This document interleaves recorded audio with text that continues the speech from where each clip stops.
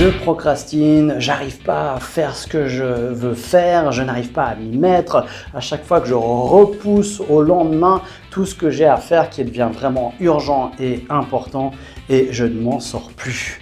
Ça, c'est les phrases d'un entrepreneur qui vient me voir parce qu'il est au bout du rouleau et il ne sait pas comment s'en sortir.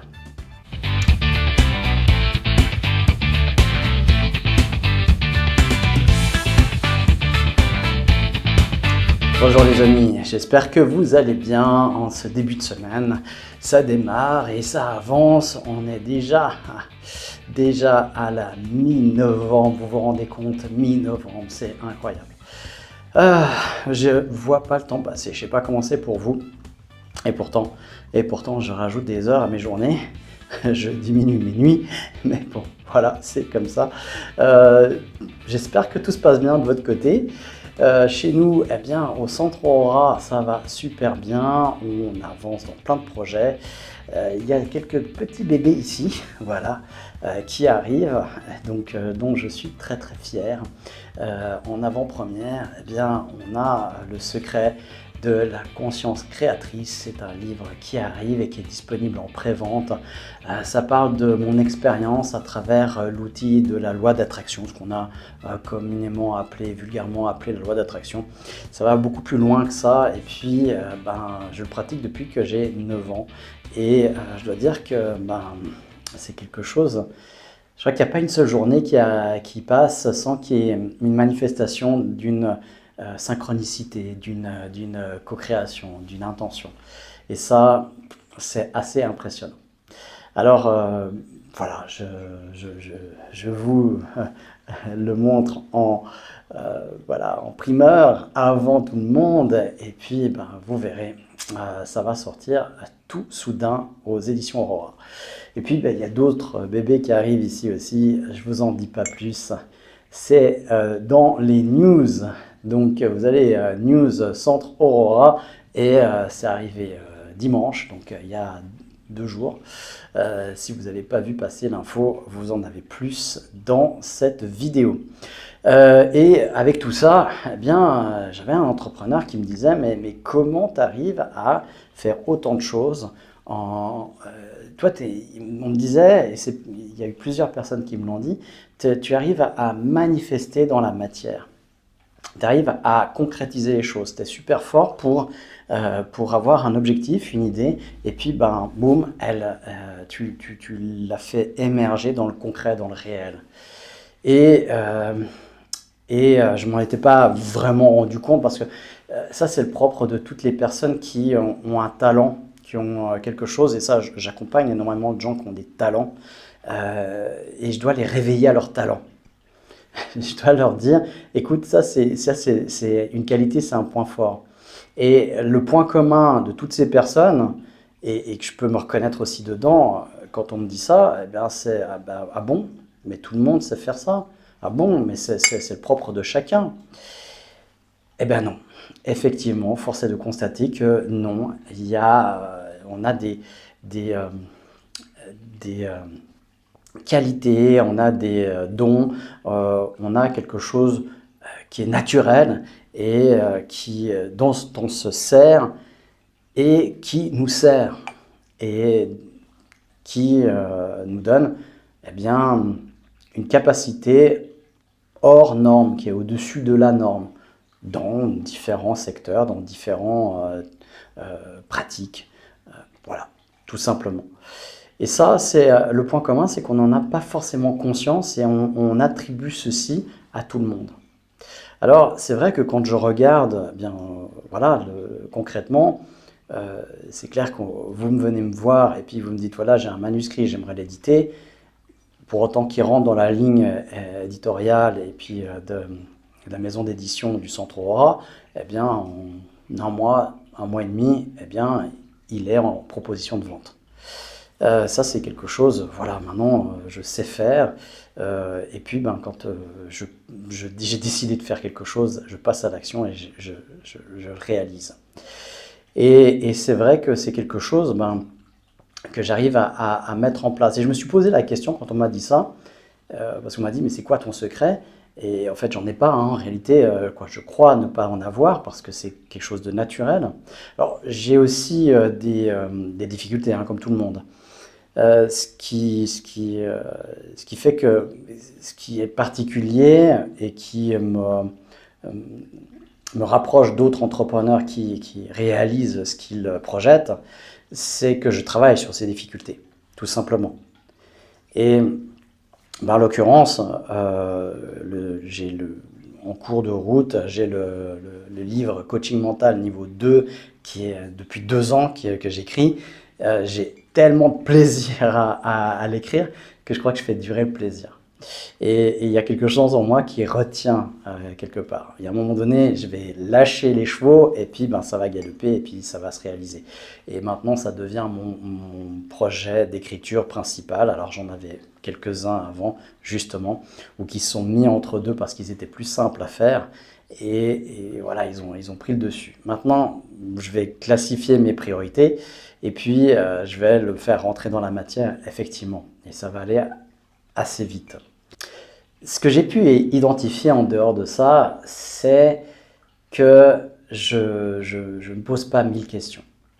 Par exemple, si quelqu'un vient avec un livre pour me dire, bah voilà, j'aimerais l'éditer, je vais définir, j'ai une ligne éditoriale qui est très claire, et donc je vais regarder si ça peut rentrer dedans ou pas. Si ça rentre dedans, eh bien on l'édite. Voilà, on y va. Et j'avance, je ne me pose pas de questions inutiles. Est-ce que ça va intéresser les gens? Est-ce que si, est-ce que ça? Pour autant que ça ne mette pas en danger eh bien, la structure, le centre d'une manière ou d'une autre, eh bien, je fonce, j'y vais. Donc, on évite les questions inutiles. On évite les questions qui sont liées au regard de l'autre, qui sont au jugement de l'autre. Ça, c'est tout de suite poubelle. Je ne m'en occupe même pas. Elles ne me viennent même plus à l'esprit, ces questions-là. Par contre, elles étaient présentes avant. Oui, avant que je les bazarde automatiquement. Autre point que je mets en place, c'est que je ne vais pas chercher la perfection tout de suite. Je travaille par palier. C'est-à-dire que je vais travailler sur un palier après l'autre. Je vais travailler sur des sous-objectifs. Je vais me donner un objectif. L'objectif final, c'est de réaliser un livre. Très bien. Eh bien, je vais d'abord décortiquer les chapitres. Et ensuite, je vais travailler, je me donne un objectif sur un chapitre et je me donne un temps donné, une date de réalisation. Et puis, quand j'ai fait ça, ben, je passe à la deuxième étape, puis après à la troisième, puis après, j'ai des étapes qui sont construites, qui sont établies à l'avance, et je sais où je vais, et j'ai vraiment timé tout ça. Je le time de manière réaliste. Il faut faire attention à ça parce que si on est trop optimiste, on va se décourager, on va reporter les délais et puis à un moment donné, on avait mis un mois, puis au lieu d'un mois, on va faire 2 ans. Donc ça, c'est parce qu'on n'a pas été réaliste sur le moment. Donc c'est important d'être réaliste quand même. Donc les pieds sur terre.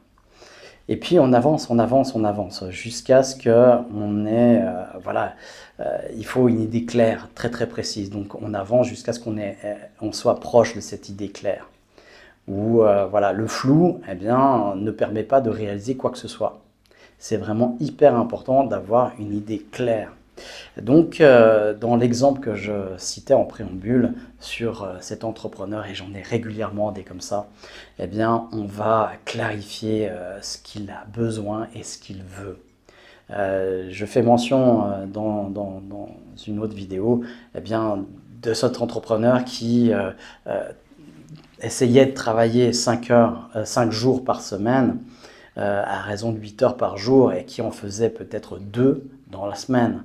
Et le reste, il tournait comme une hélice. Alors, je fais rapide un résumé de ça. Et en fin de compte, quand je lui pose la question, mais de quoi vous avez besoin? Qu'est-ce que vous voulez? Qu'est-ce que vous avez envie? Ces 3 questions, besoin, qu'est-ce que vous voulez? Qu'est-ce que vous avez envie?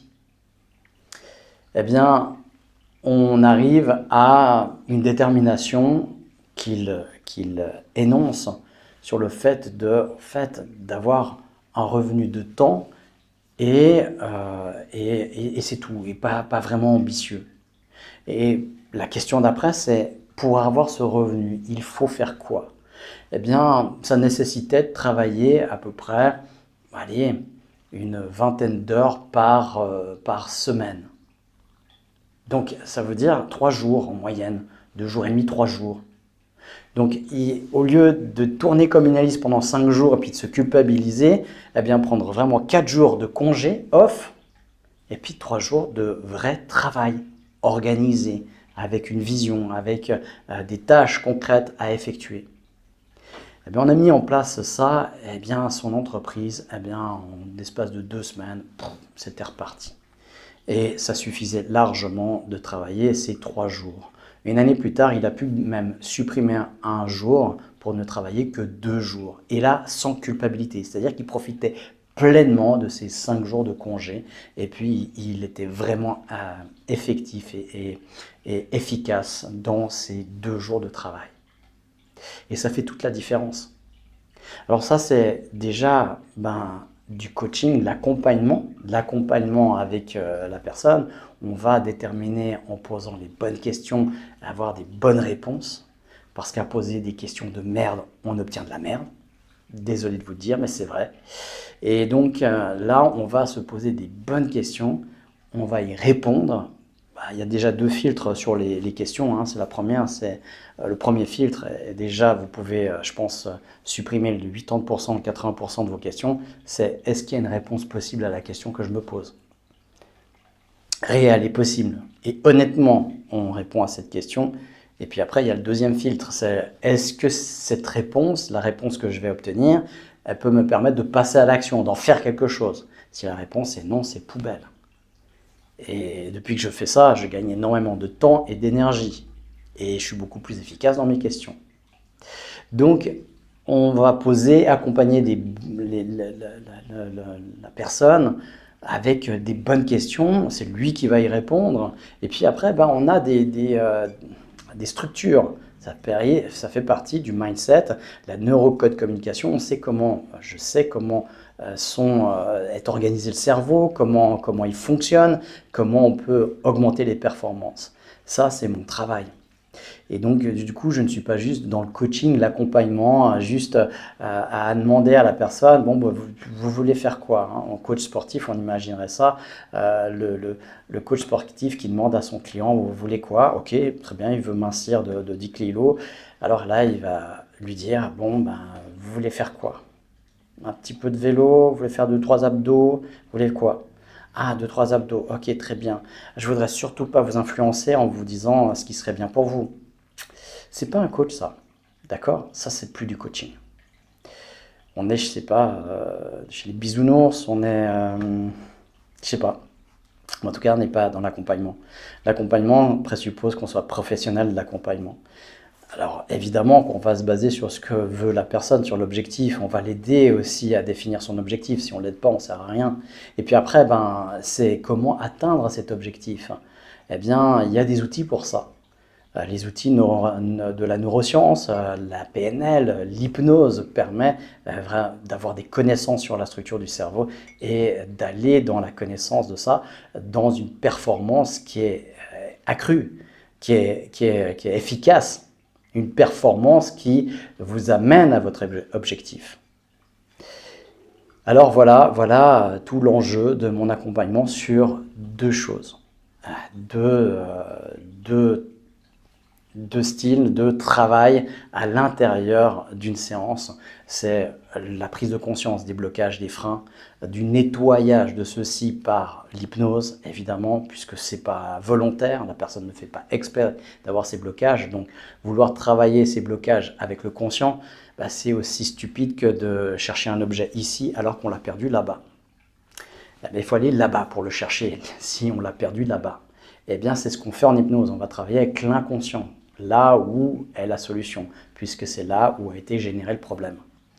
Ensuite, on va aussi apprendre à fonctionner différemment, à apprendre à adopter de nouveaux comportements, de nouvelles capacités pour fonctionner différemment, pour accéder à l'objectif de manière naturelle et efficace. Voilà un petit peu l'enjeu et puis ma façon de travailler dans l'accompagnement, notamment des entrepreneurs, mais aussi tout un chacun. pour chaque objectif pour lequel on vient me consulter. Voilà tout ça bien dans ce café hypnose qui est voué à justement ces explications-là, comment on travaille ensemble pour votre bien-être, pour votre santé, pour vos performances au centre Aura. Alors, je vous souhaite une excellente semaine. Je suis toujours là à votre disposition pour un rendez-vous éventuel. Je suis là pour répondre à vos questions aussi. Si vous avez des réactions, questions suite à ces vidéos, eh bien, faites-moi part de vos commentaires.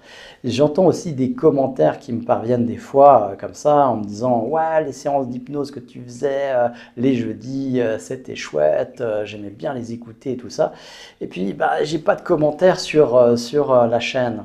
Alors, au lieu de me faire ces commentaires de manière détournée, indirecte ou directe, par téléphone ou message, eh bien, faites-les aussi sur la chaîne. Ça peut aider d'autres personnes, ça peut aider au référencement.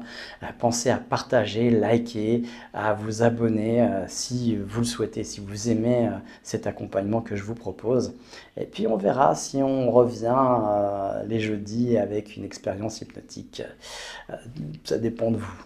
Voilà, hein, ça dépend de vous. Allez, portez-vous bien.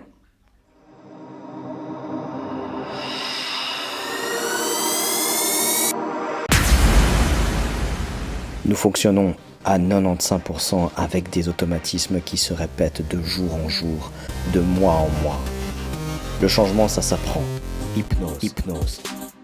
Coaching, PNL.